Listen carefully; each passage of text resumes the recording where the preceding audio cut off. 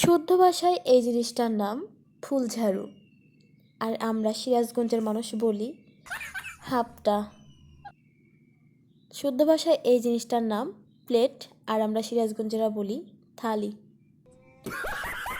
শুদ্ধ ভাষায় এই জিনিসটার নাম কাঁথা, কিন্তু আমরা বলে থাকি খ্যাতা।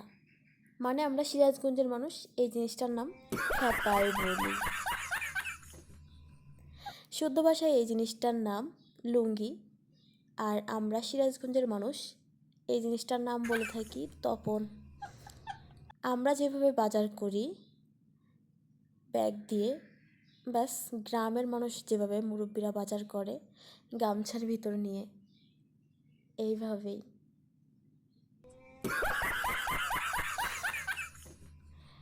আমরা কিন্তু স্টুডেন্টরা খাতায় পিন মারি, আর পাশের বাড়ির কাকিমারা পিন মারে।